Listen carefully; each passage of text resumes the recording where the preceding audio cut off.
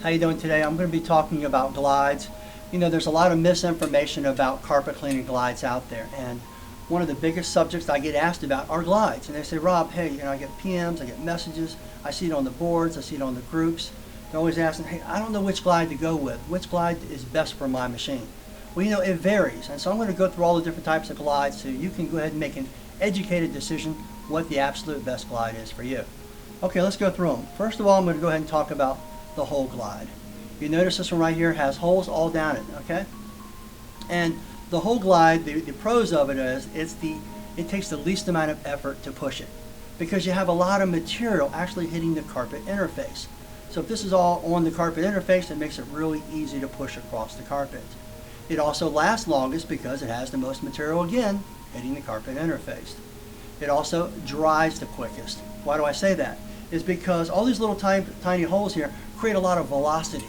Okay, so you got a lot of velocity going through each one of these holes right here, so the carpet's going to dry the absolute fastest. However, for every action, there's a reaction. So what are the cons? Well, the cons are you have less agitation. You might be thinking, well, I don't need agitation because I do pre-agitation and I pre-vacuum, and that's a good thing. All right. However, back in the day, everybody referred to wands as what? Scrub wands, because they would use it to scrub the carpets. They had these big slots in there so to pull up everything in there. But you don't get much debris removal here. So you need to actually be doing some type of pre-agitation because you're not getting any scrubbing with it. And you also need to do some pre-vacuuming because if not, you're going to get all these holes clogged in it. You're going to get uneven drying and streaking on the carpet, and you're going to have very dissatisfied clients. Also on top of it, you do have more velocity, but you lose lift. So definitely keep that in mind. Now, how can you make up for that? I'm a big proponent of putting larger holes in rather than the smaller holes. I know a lot of ones that come from across the water, they end up with smaller holes in them, and I don't like those at all. So keep that in mind, use the larger holes. So there's pros and there's cons. It's still a great glide either way you look at it. Okay, the next glide we're going to look at is a hybrid glide. I don't know if you can see it or not, but you notice some of the slots are larger and the other ones are just holes. You have the little tiny slots, and then you've got these really small holes. Now, here you're going to end up with a little bit more agitation, but not much more, but you're going to have a little more because you got these slots in there. So you got medium agitation, but then again, you don't have much debris removal because these slots are still relatively small. Keep that in mind. Now, one thing that bothers me about this right here, and I know there's some debate in the industry about it, but this is how I feel about it. Vacuum is kind of a lot like water. It takes the path of least resistance. So when you've got these smaller holes, you end up the larger ones will use up the most of the vacuum. So to me, you end up with erratic or uneven drying patterns, and I'm not a fan of that. Some say, whoa, well, the holes have the velocity, so it makes up for it. I just feel like I don't really get good results with this. And then remember, so you still need to be doing your pre-agitation, your pre-vacuum, and that's your second type is your slotted. Okay? I'm sorry, your hybrid. Okay, the third type is a slotted. Can you see the slots across there? Notice the large slots across there. Okay? Now the slots are going to create the best agitation. All right? So this is going to agitate the carpet because it's almost kind of like the opening on the lip of a wand, right? So you're going to get the best agitation out of this right here. You're also going to get the best debris removal. Now, do I still recommend pre-vacuuming and pre-agitation? Of course, but unfortunately, a lot of carpet cleaners don't do that, okay? They just want to hit it and get it. And so when they're sitting there and they're just hitting it and getting it, you better make sure you're at least using a slotted glide or just use the wand just the way it is. Okay, also on top of it, it retains the most amount of lift. I'm a big proponent of lift. Really, lift kind of helps draw everything out of the carpet, and so it cleans deeper, where I feel like the hold kind of is a good surface cleaner, but it doesn't really clean as deep down to the bottom of the carpet. So with that lift, you get it, and you can maximize your cleaning process when you're using a slotted. So for the most part, I'm using a slotted. Now that does it for your large glides, but don't forget there's also lip glides are available. And these can be used on like the Pro Chems and some of the Westpaks, and always use it on the back wand lip, never put it on the front, okay? Now some people might say, oh, that's covering up a lot of the the gap in the lip of the wand. Well, think about this. What about this one right here? And there's a lot covered up when you have the holes, and even with the slot, there's still a lot covered up. So you still end up with more of this right here. So, but remember, it's going to be the hardest to push across the carpet. And now a lot of wand manufacturers, I suggested this a few years back to a couple wand manufacturers, I noticed now it's being implemented, and that is if you hollow out the wand, move the lips a little further apart, you get more vacuum. So now the lips will really work great. Put that on the back and you're good to go. All right, now before I move on, I want to talk about, there are some variables. Okay, what are some of those variables? Well, if you notice, let's lift this one up. I don't know if you noticed it when I was going through this. Notice the top of this is flat. Okay, well some manufacturers will make it flat. Why do they do that? Because it'll wear out faster. Where if you look at this one right here, notice how the top of it is rounded off. So it's going to be not only easier to push, that's a lot harder to push right there, even though it's old. It's going to wear out faster because you don't have as much material to wear through. So keep that in mind. Okay. On top of it, a lot of companies use inferior materials. They'll blend it with some other types of plastics, so it'll be very fragile or brittle, and you'll end up cracking.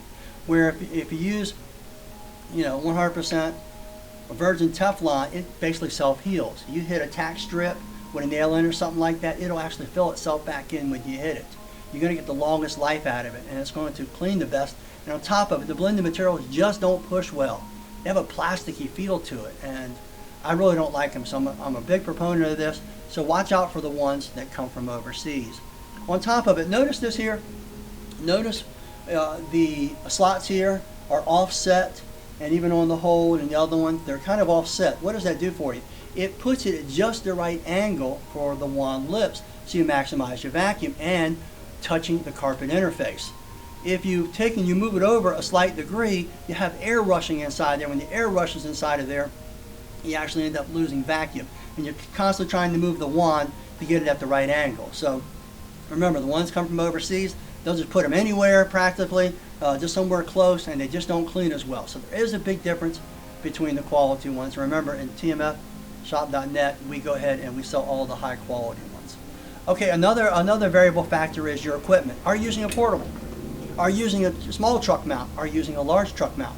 I find that the least amount of vacuum you have and lift, you want to go with slots. The more you have, you can go with the hole, okay?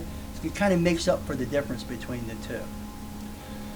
Okay, all right, so that equipment makes a big difference, and you want to maximize your cleaning ability as much as possible. Now, if I had an ideal, and I was cleaning again today, and we are starting to make them now, is I would go short slots all the way down, okay? And no holes, no slots, just short slots, no long slots, I should say. Nice short slots all the way down. I feel like that's probably the ideal, if nothing else. But remember, you want it to fit your cleaning style. Are you, sad to say, are you a hit it and get it cleaner? Well, that's probably going to be your best advantage. Do you want to get as deep as clean as possible? Well, then your slotted glide is probably going to be your best advantage. You want the carpets to dry the fastest? Well, then you might want to go with hold. But remember, make sure you do all of the early steps of your process, your pre-agitation and stuff like that. Also, your chemistry plays a large role. I don't care how good your wand is, how good it scrubs, how good anything you have is. If your chemistry is not good, it's going to work against you.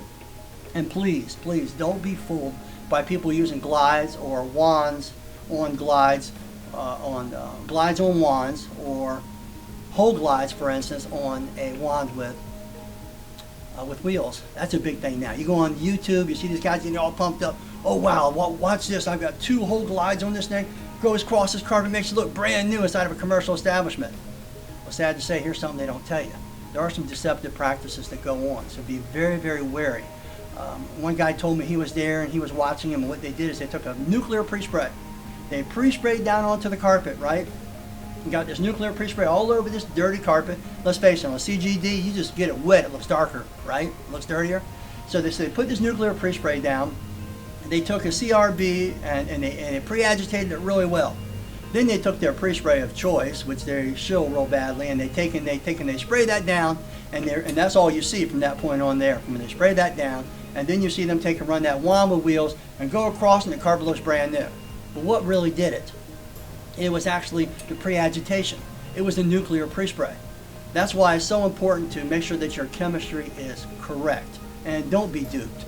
All right, so remember, it has to fit your cleaning style. And it's sad to say there's a lot of deceptive practices going on, so keep your eyes open out there, okay? And we catch a lot of flack for that.